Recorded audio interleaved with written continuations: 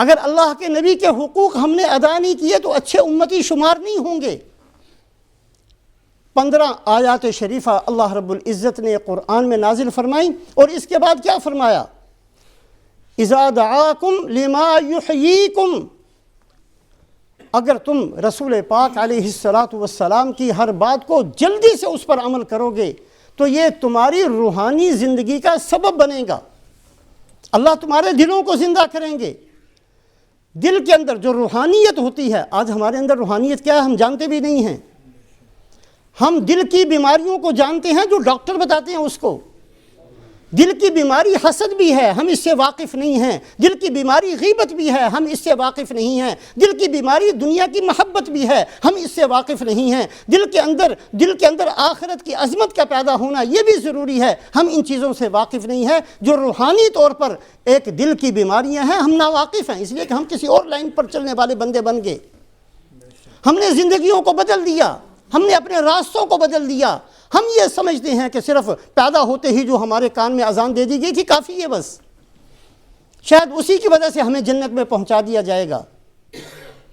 یہ رسول پاک علیہ السلام کے حقوق ہیں، اور اس کے بعد اللہ رب العزت نے جو الفاظ ذکر فرمائے ہیں اس پر بہت دفعہ، 1000 دفعہ غور فرمائیں۔ اللہ فرماتے ہیں وَاعْلَمُوا أَنَّ اللَّهَ يَحُولُ بَيْنَ الْمَرْءِ وَقَلْبِهِ، یاد رکھنا کہ تمہارے اور تمہارے دل کے درمیان میں اللہ موجود ہیں۔ اگر کوئی آدمی نیکی کا ارادہ کرتا ہے تو وہ ایسے نہیں ہو گیا، وہ اللہ پاک کی توفیق سے نیکی کا ارادہ دل کے اندر پیدا ہوا۔ اگر بار بار کوئی بندہ عادت بنا لے گا سنتوں کو چھوڑنے کی اور رسول پاک علیہ السلام کی باتوں کی نافرمانی کی، تو پھر یاد رکھنا کہ اللہ پاک بھی ایسے دلوں کے اوپر مہر لگا دیا کرتے ہیں، پھر توفیق بھی نہیں دیا کرتے۔ توفیق اسی کو دیتے ہیں جو چلنا تو چاہے، جو رسول پاک علیہ السلام کے بتائے ہوئے راستے پر جتنی اس کی ہمت ہے اتنا چلے تو صحیح، اس کو توفیق ملتی ہے۔ جان بوجھ کر سنتوں کو چھوڑ دینا اور جان بوجھ کر جانتے ہوئے پھر یہ کہنا کہ نہیں یہ ہمارے بس کی بات نہیں ہے، یہ حق تلفی ہے رسول پاک علیہ السلام کی ذات بابرکات کی۔ 15 آیات شریفہ اللہ نے نازل فرمائی ہیں۔ صرف محبت کا دعویٰ کرنا اس سے کچھ نہیں ہوا کرتا۔ 1000 دفعہ ایک بیٹا کہے میں اپنے باپ کا بڑی محبت ہے مجھے اپنے والد سے اور اپنی والدہ سے، لیکن وہ پانی پلانے کے لیے تیار نہیں، اس کی خدمت کرنے کے لیے تیار نہیں، اس کو پاس رکھنے کے لیے تیار نہیں، اس کی بات سننے کے لیے تیار نہیں۔ 1000 دفعہ دعویٰ کرے، اس کا دعویٰ کوئی معتبر نہیں ہے۔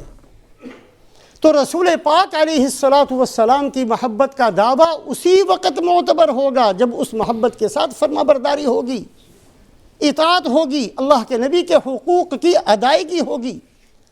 دوسری آیت شریفہ کے اندر اللہ فرماتے ہیں یا ایہا الذین آمنوا لا تخونوا اللہ والرسول، اے ایمان والو اللہ کے ساتھ اور اللہ کے رسول کے ساتھ خیانت نہ کرنا۔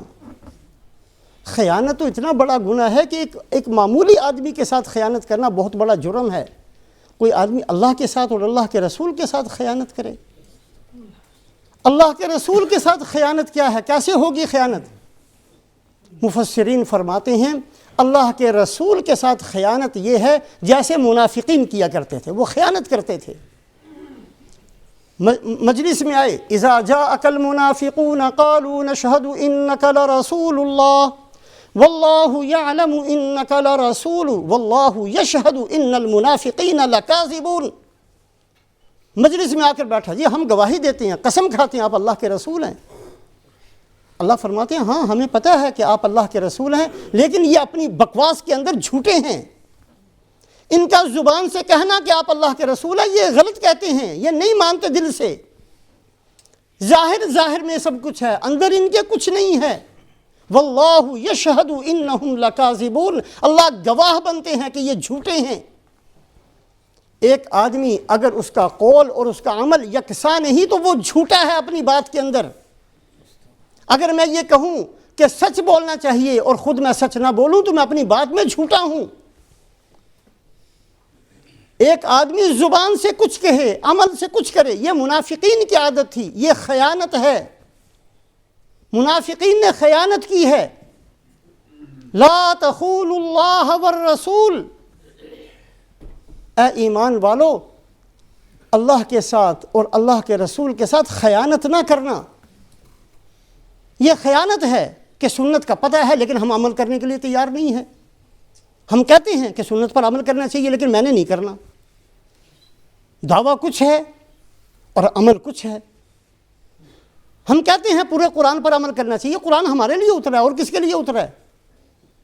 قرآن کے اندر جو حرام سے منع کیا گیا وہ ہمیں منع کیا گیا ہے، حدیث پاک کے اندر جو حرام سے منع کیا گیا وہ ہمیں منع کیا گیا، جو حلال اختیار کرنے کا حکم دیا گیا وہ ہمیں دیا گیا۔ حرام کاروبار سے روکا ہے، حرام دیکھنے سے روکا ہے، حرام بولنے سے روکا ہے، حرام سوچنے سے روکا ہے، حرام کھانے سے روکا ہے۔ کس کو روکا ہے؟ اس امت کو روکا ہے جو لا الہ الا اللہ محمد الرسول اللہ پڑھتی ہے۔ زبان سے ہم دعویٰ کریں اللہ رب العزت کے قرآن کے ماننے کا اور رسول پاک علیہ الصلاۃ والسلام کی بڑی محبت کا، لیکن عمل کے لیے ہم تیار نہیں ہیں، وہ کسی اور کو کہو۔ یا ہمارے حالات سازگار نہیں ہیں، نیت ہے لیکن ابھی نہیں، بعد میں کریں گے، ابھی تھوڑے سے مسئلے ہیں، تھوڑا کاروبار سیٹ نہیں ہے، ابھی گھر کے حالات ٹھیک نہیں ہیں، ابھی تھوڑا وقت ہے، بعد میں کریں گے۔ ابھی جو خطبے کے اندر حدیث پاک پڑھی، راوی ہیں حضرت عبادہ ابن صامت رضی اللہ تعالیٰ عنہ، اتنے اونچے درجے کے انصاری صحابی ہیں کہ ایک لشکر بھیجا حضرت عمر رضی اللہ تعالیٰ عنہ نے 4000 کا، آگے سے مقابلہ بڑا سخت تھا، انہوں نے خط لکھا دی ہمیں کوئی مدد چاہیے، ہماری تعداد بہت کم ہے۔ تو حضرت عمر رضی اللہ تعالیٰ عنہ نے 4000 اور بھیجے اور 4 صحابہ اور ساتھ بھیجے، اور خط میں جواب دیا 4000 تمہارے پاس ہیں، 4000 میں ساتھ بھیج رہا ہوں اور 4 آدمی بھیجتا ہوں، ان میں سے ہر آدمی 1000 کے برابر ہے، لہٰذا کل تعداد تمہاری 12000 ہو گئی ہے۔ اور میں نے رسول پاک علیہ الصلاۃ والسلام سے سنا کہ میری امت اگر 12000 کی تعداد میں ہوگی تو وہ پوری دنیا کے انسانوں سے شکست نہیں کھا سکتی، اگر شکست کھائے گی تو اپنے گناہ کی وجہ سے کھائے گی،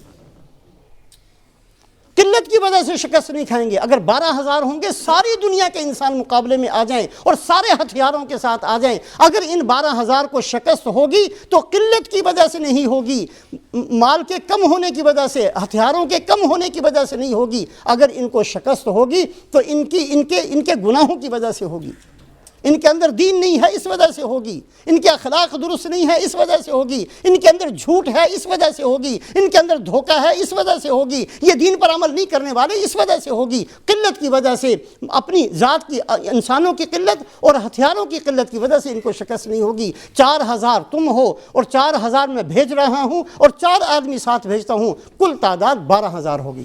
8000 4 کو 12000 کہا حضرت عمر رضی اللہ تعالیٰ عنہ نے۔ ان میں جو 4 بھیجے تھے ان میں عبادہ ابن صامت بھی ہیں۔ حضرت عبادہ ابن صامت فرماتے ہیں بایعنا رسول اللہ صلی اللہ علیہ وسلم علی السمع والطاعہ، ہم نے بیعت کی تھی اللہ کے نبی صلی اللہ علیہ وسلم، یہ ساری امت کی طرف سے فرما رہے ہیں کہ ہم نے جو کلمہ پڑھتا ہے وہ بیعت کرتا ہے اللہ کے نبی کے ہاتھ پر، ہم نے بیعت کی تھی، ہم نے وعدہ کیا تھا، ہم نے اقرار کیا تھا علی السمع والطاعہ کہ یا رسول اللہ آپ کی ہر بات کو سنیں گے اور اس پر عمل کریں گے، فی العسر والیسر والمنشط والمکرہ، ہم یہ نہیں کہیں گے کہ ابھی حالات درست نہیں ہیں، ابھی کوئی مسئلہ ہے گھر کے اندر، ابھی مسئلہ ہے میری دکان کے اندر، یہ نہیں کہیں گے۔